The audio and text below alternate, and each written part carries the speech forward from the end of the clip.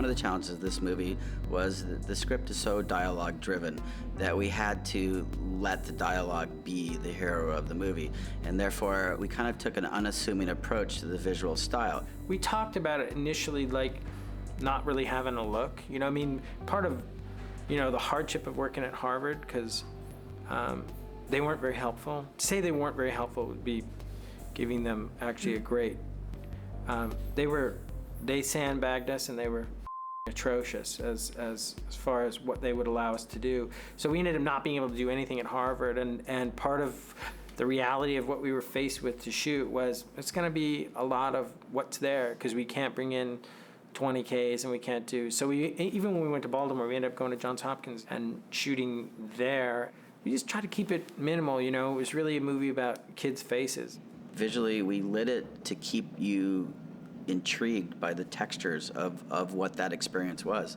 Harvard is entirely old 300, 200-year-old buildings with dark wood, practical lights, and so it's kind of different than a modern college, and so we wanted that environment to come through. You know, we looked at a lot of location photographs of you know, Kirkland and the different areas in the Harvard Quad, and kind of went, you know, that looks pretty good, that looks pretty real. You know, we don't want to try to do the conformist, because that's inappropriate. So we're just trying to keep it appropriate and just go, well, what desk lamp would they use? I mean, one of the great things about shooting digitally is that a desk lamp can actually function as a piece of set dressing, and it can provide a key light. So it's both functional and it becomes part of your look. I mean, I don't think there's one setup in this movie that took more than 20 minutes, 25 minutes to light. You know, it was very simple. Hey, Jeff? Yeah, David. At the end, when Jesse leans out, you can make a little bit. You don't have to leave so much room on that. Because he's going to talk to the waitress. So Jesse's going to lean back on, you should come live with us. And then, yeah. Here we go. You know, you got a 5-page scene where a guy's in a club and he's trying to seduce another character. And you could put on a Steadicam and you could spin around that table and you could do a lot of stuff. But really, the important thing is to watch Jesse Eisenberg's face as he listens, because the listening is more than half of that conversation. It's what he misses when he says, is that a parable? And then, you know, where he gets his hooks in and where he starts to really grapple with what it is that Sean's saying above the din of this, you know, disco music. That's the scene. You know, what makes it cinematic is the performances, what their eyes are doing as they're trying to grasp what the other person is telling them, or how quickly Jesse Eisenberg takes on this information and moves to the next subject, and things that he has trouble with and the things that he gets immediately.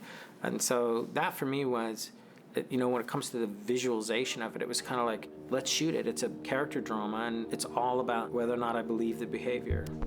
Cut. All right, cool. So let's minimize what we're going to test over here. Like, let's go through this, and some of the shit can just go away forever. We chose to shoot on the Red 1 with the new Mysterium X chip, basically because David has always been very progressive in the HD world and new technology. And this chip came about exactly when we were starting production or pre-production on the show. So doing experiments and testing different camera packages. As you know, he shot Benjamin Button on the Viper as well as Zodiac. And this camera allowed a much greater range and color spectrum, if you will, and its latitude was increased quite a bit, and so the highlights didn't quite clip as easily as the previous versions of this camera and all other HD systems. So that was primarily the reason we chose this system. Okay, and come walking forward.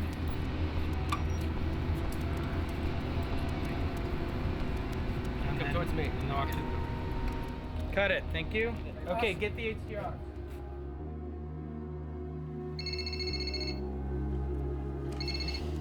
Hello.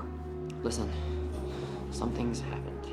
Depth of field for an HD shoot has always been an interesting dilemma to overcome. I mean, as a filmmaker and a storyteller such as David, depth of field is one more tool that you allow yourself to utilize when you want people to look at certain places at certain times.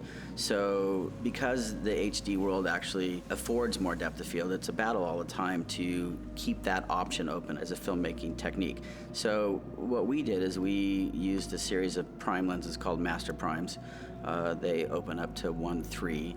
And unfortunately for the camera assistants, it made their lives very, very difficult. But we shot the entire film at 1.3. And when we did go outside, we used massive amounts of neutral density filters to keep the exposure wide open, allowing yourself, still the depth of field choice. You guys mind walking around for us so nothing falls down on you? That'd be great. Harvard is not extremely film friendly. I think they've gotten less so over the years. So we had to be careful about what we could shoot and not shoot. And there's iconic archways that are part of Harvard Square. And the university owns most of the property around there. So we had one building top that was a private building that we were allowed to shoot an overhead from. And what we did is we used 3 red cameras side by side to create a panoramic. And in that panoramic, it allowed Fincher to tile those 3 images together and then do a pan and scan through it to create a move that we normally couldn't create. We could have done it traditional and used a motion control rig of that, but to get a motion control rig 10 stories up on an old building would have been quite a challenge. So this allowed him to go back later, put in streetlights, put in buildings in the distance, adjust things, and then move as he wanted to and push in and tilt down. Knowing that we couldn't use the Harvard property at all, the archways were black and silhouetted and didn't stand out.